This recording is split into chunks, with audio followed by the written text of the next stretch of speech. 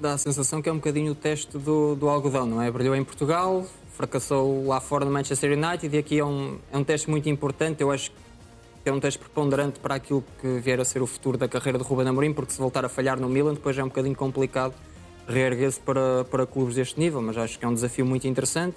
Num clube que está em reestruturação, e Ruben Amorim viciou-se nisto, o Sporting estava em reestruturação, o United também, o Milan também, mas acho que é um desafio mais acessível, se é assim que lhe posso chamar, em comparação com o Manchester United. A Premier League é provavelmente a liga mais competitiva, mais difícil do mundo, em que todos os jogos, todas as semanas, são uma dor de cabeça.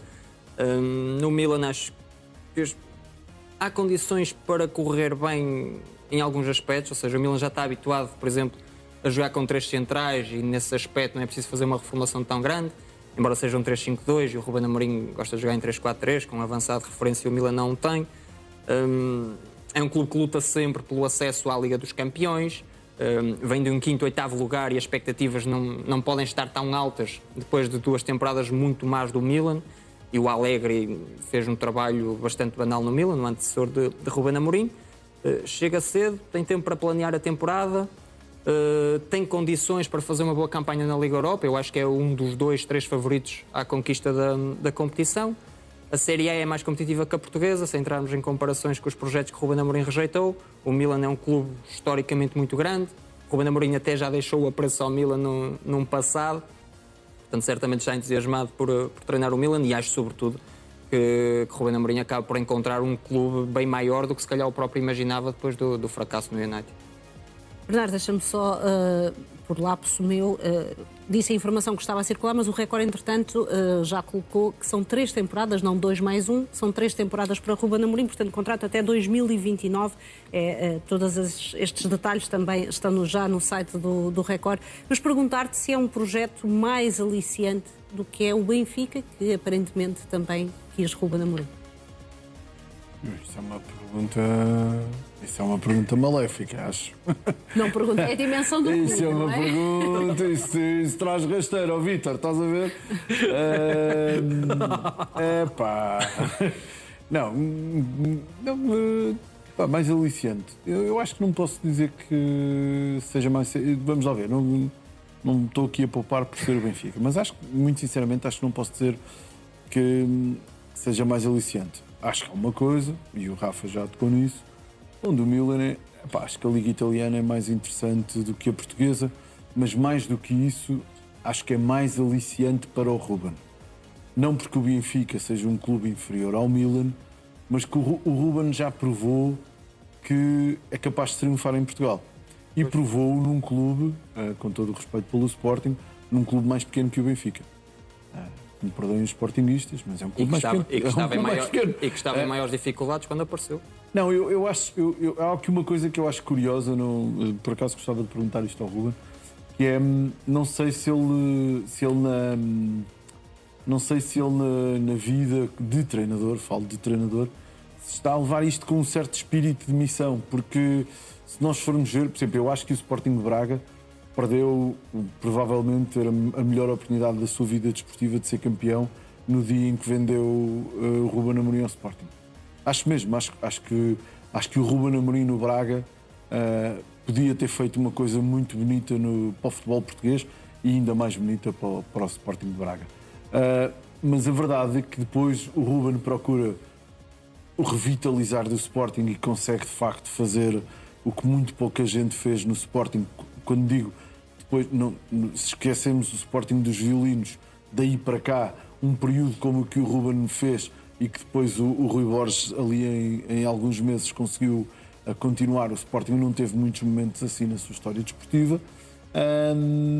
E depois vai para o Manchester United, que também é um clube em clara crise, e agora vai para o Milan, e o Rafa, melhor do que eu, já explicou onde é que está o Milan e o que foi o trabalho fraco. Não vou dizer que a Allegri é fraco, mas de facto este trabalho no Milan foi fraco. E a verdade é que nós olhamos para isto e vemos que há aqui um fio condutor que é, parece que Ruben gosta de pegar em gigantes adormecidos. O Sporting um gigante mais pequenino aqui em Portugal do que o Milan ou o Manchester United, mas na verdade um gigante em Portugal um gigante em Inglaterra. E eu não diria que isto é prova do algodão só porque, quer dizer, se o José Mourinho consegue sair do Benfica, onde não conseguiu fazer nada, para o Real Madrid, tudo pode acontecer no futebol mundial. Agora, o que eu acho é que este é um belíssimo desafio. O futebol italiano é um futebol onde é mais fácil o Ruben impor as suas ideias, mas na verdade onde há muita gente que usa uma boa parte das suas ideias. Portanto, ou seja, eu não me parece que o Ruben Amorim vá surpreender taticamente ninguém em Inglaterra. Desculpa, em Itália, peço desculpa. Mas o Milan é um grande clube, com fortíssima massa associativa, com um enorme apoio. Para mim tem o equipamento mais bonito, é o meu clube em Itália, portanto, lamento. Acho que tem um emblema e um equipamento lindíssimo. Portanto, estou muito expectante, mas espero... Deixa-me só dizer que isto são imagens, não são em direto, são imagens... Sim. Por um lado achava piada o Ruben pegar num clube mais estruturado, porque o Rafa, o Milan despediu meio mundo. É que despediu literalmente meio mundo. E vai ser preciso reconstruir toda a estrutura do Milan. E isso, sendo uma oportunidade, não deixa de ser também um problema. É uma oportunidade e um problema ao mesmo tempo. A questão é que ele é um gigante estruturado, não tem para ir, não é? Não, isto é o melhor que ele tem. Evidente. E é um excelente desafio, mas sobe o risco. Claro. Pronto, é isso. Vítor, o que é que te parece deste projeto para o Ruben Amorim? Não sei se também és fã do Milan. Naquela altura que o Ruben Amorim diz que se apaixonava pelo Milan, o Milan era uma equipa extraordinária, fantástica, aquela final de Atenas onde esmaga o Barcelona. Teve o título de crónica mais espetacular que já vi, escrito crónica de um senhor chamado André Pipa, agora é nosso concorrente noutro grupo de média, mas que era Sr. Cruyff, diga 4 vezes, Milan mais que perfeito. Quando o Milan ganha 4-0 na final ao Barcelona, precisamente numa época onde o Barcelona até naquela meia-final a um jogo tinha eliminado o Futebol do Porto.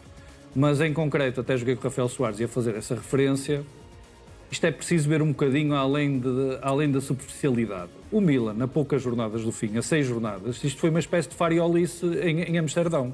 Porque o Milan estava em segundo lugar com 8 pontos de vantagem sobre o Como.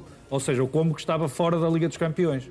O Milan da Allegri, o Sr. Allegrioli ou Tristioli, como quisermos, é que tem um percurso, desperdiça 11 pontos na reta final e consegue o feito extraordinário de nem sequer ir à Liga dos Campeões.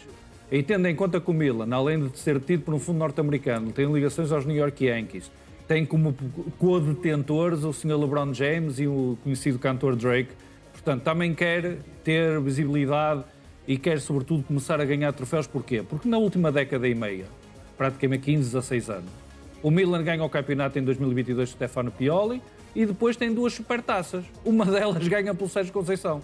Portanto, isto não pode de maneira nenhuma continuar assim para o nível de investimento, para o nível, sobretudo, de reputação que o Milan quer ter. E Ruben Amorim entra com a tal folha limpa, toda a estrutura foi varrida, portanto é para recomeçar do zero. Parece-me que o treinador, ao entrar primeiro, é claramente um pilar central de todo esse projeto de reconstrução. E vou terminar, Andrea, dizendo, como já revelamos no Record, ele tem uma opção para 4 épocas, olhando ao que alguns treinadores dizem hoje em dia, opção para mais um ano, portanto, olhando àquilo que está na moda, portanto, é Ruben Amorim para 4 anos. Se ele tivesse sucesso nas primeiras 3 épocas, a administração do Milan vai querer seguramente que ele fique uma 4ª época. Portanto, pode ser algo interessante, está blindado, tem estabilidade, tem condições para fazer o trabalho. Agora, a bola estará do lado de Ruben Amorim, que será quem terá que conseguir retirar o melhor rendimento da equipa, não estando na Champions, sendo mais um candidato a ganhar a Liga Europa para rivalizar com o Benfica. Muito bem, dizer apenas que no texto que o Milan publica também a apresentar Ruben Amorim como o técnico, realça o percurso que Ruben Amorim fez no Sporting e diz basicamente que é isso que querem que faça também no Milan. Mas vamos avançar para falar de Rui Costa, que diz que o Benfica entra na nova época mais forte, mais participado e mais preparado para o futuro. Confirma também que vai fazer um forte investimento na equipa e que o objetivo é reforçar a competitividade do plantel. O presidente do Clube da Luz deixa uma mensagem aos sócios a propósito da proposta de orçamento para 2026-27. garantindo que permitirá que o Benfica continue a vencer, a conquistar títulos e a honrar a sua gloriosa história de sucesso. Rui Costa diz-se confiante no futuro e realça que o crescimento da massa associativa, a aprovação de projetos estratégicos, a valorização dos ativos e os resultados positivos que se esperam alcançar demonstram que o Benfica está a construir bases sólidas. A mensagem termina com a garantia de que a direção vai continuar a trabalhar para corresponder às expectativas dos sócios e adeptos. E esta mensagem, Vítor, é demasiado otimista perante a realidade do Benfica da última época? Sabes, André, quando há muita mistura intencional de conceitos, o que é investimento? O investimento é, acho eu, para além daquilo que o Benfica vai arrecadar no mercado, perceber acima dessa fasquia o que é que está disposto a gastar. Se nós olharmos só aquilo que aconteceu esta temporada, ou desde o mercado de inverno até agora, ou desde o mercado de verão até agora, o Benfica gastou à volta de 120 milhões de euros e arrecadou à volta de 160 milhões de euros. Portanto, ainda tem um saldo positivo, mas a questão de fundo aqui é que os clubes portugueses e as SAD nacionais precisam desse lucro no trading de jogadores para equilibrar as suas contas. Portanto, um Benfica que já vai ter um desfalque do lado das receitas da Liga dos Campeões. Pode ter facilmente menos 30 ou 40 milhões de euros. Depois, anunciar um investimento forte no mercado, depois de todo o balanço que foi feito esta temporada de compras e vendas, é algo que me surpreende, sobretudo ser dito com esta expansividade, com esta assertividade de que vai haver um forte investimento. Porque até agora a ideia era a equipa vai investir, a equipa vai resolver ou melhor, a SAD vai resolver os problemas do plantel, e isso é razoável, que seja feito um esforço. Agora, esta ideia de expansionismo, depois de todos os gastos da época passada, olhando a que vai haver menos receitas, é algo que me surpreende profundamente, mas seguramente o próprio Rui Costa terá que explicar aos associados do Benfica com mais detalhe o que é que pretende dizer com esta definição do que vai ser a época financeira do Benfica. Bernardo, isto é uma mensagem escrita, a antecipar aquilo que serão talvez 2 dias em que terá de dar, ou 2 assembleias, onde terá de dar muitas explicações aos benfiquistas, mas depois da forma como encerrou o capítulo Mourinho e abriu o capítulo Marco Silva, pelo menos espera-se um ambiente menos tenso do que se podia prever ou não? Ou achas que nada mudou? Espero um ambiente menos tenso, mas acho que há pessoas que não querem que o ambiente esteja menos tenso. Mas espero um ambiente menos tenso. Acho que se a novela ainda estivesse em exibição, as coisas seriam bastante mais complicadas. Daí também Rui Costa ter esperado para falar e fazer toda a exposição. 2 coisas muito rápidas sobre este. Uma coisa, isto é escrito no relatório e tal, e os clubes escrevem muitas vezes este tipo de coisas. Eu acho que vai mesmo haver investimento, apesar de Sérgio e algumas pessoas da equipa do Benfica no Record dizer então, mas não há dinheiro. Eu acho que vai haver investimento. Acho que o Benfica não resiste a haver investimento. Acho que o Benfica de Rui Costa não resiste a haver investimento no início da época. Pode ser que me engane, mas vão ver os mercados de verão do Benfica. Há sempre investimento. Mas não há... Vai haver investimento. Posso estar enganado. Se estiver enganado, cá estarei, não tem problema nenhum, para dizer, olha, eu achava que ia haver investimento, mas resistiram, gastaram só 10 milhões ali em 2 extremos de 2 milhões, um médio de 3 e um central de 4. Para mim seria uma surpresa muito grande. E por muito. Mas imaginas um investimento tipo na ordem dos 100 milhões, tem sido mais ou menos habitual? Acho que sim, porque atenção, obviamente isto muito dependente também das vendas e do que é que o Benfica vai fazer, mas acho que o Benfica agora vai tentar revolucionar muito o seu mercado, vai obviamente analisar os jogadores mais jovens e todos os jogadores que têm na sua cantera e emprestados e não sei o quê, mas eu acho que não faz muito sentido ir buscar um treinador que não renova pelo Fulham por bastante mais dinheiro do que o Benfica lhe dá e não fica na Premier League para não haver investimento. Posso estar enganado, mas diria que uma parte de convencer, entre aspas, Marco Silva terá sido, vem porque tu vais ter condições para ganhar. Portanto, se uma pessoa vem ganhar menos e vem para um campeonato, com todo o respeito, tem bastante menos piada que o nosso, vem para quê? Vem para ganhar. E vem para ganhar com o quê? Vão contratar 3 pernetas por 10 milhões? Tenho muitas dúvidas. Tenho dúvidas, mas veremos. Acho que o Benfica vai investir. Concordas? Não sei, porque nas últimas temporadas, e é certo, o Benfica teve pouco juízo, diria, na forma como investiu em alguns jogadores. A verdade é que sempre conseguiu 1, 2 vendas avultadas. O Carreras na temporada passada, o João Neves já 2, o Gonçalo Ramos já 3. E eu olho atualmente para o plantel do Benfica e, sabendo que vão ter de realizar vendas, eu não encontro muitos ativos valiosos e que sejam capazes de gerar esse encaixe. Encontro o Sheldrop e, se calhar, à volta, pouco mais. O resto é vender sedentários. O Enzo Barrenechea, por exemplo, um Lopes Cabral, mas nunca serão montantes muito significativos. Eu acho que o Benfica tem de investir em algumas posições, a posição de central, se calhar a posição de defesa esquerda, um extremo direito. Mas eu, olhando para o plantel do Benfica, eu não vejo a necessidade de fazer uma revolução assim tão profunda, porque não acho que o plantel seja tão mau como foi pintado pelo anterior treinador José Mourinho em vários momentos. Mas acho que o Benfica gosta sempre de trazer pelo menos 1, 2 brinquedos que custem bastante dinheiro para agradar a massa adepta. Acho é que não encontro condições, enfim, não estando sem fazer uma análise muito profunda às contas do Benfica, a capacidade para gastar 30 num, 30 noutro, 30 num terceiro, como aconteceu, por exemplo, no ano passado, com o Sudakov, com o Rios, senão fica ali muito complicado de gerir financeiramente o clube. Podem tentar, imagina, trocar Rios e Sudakov. Sim, depende muito das vendas, lá está.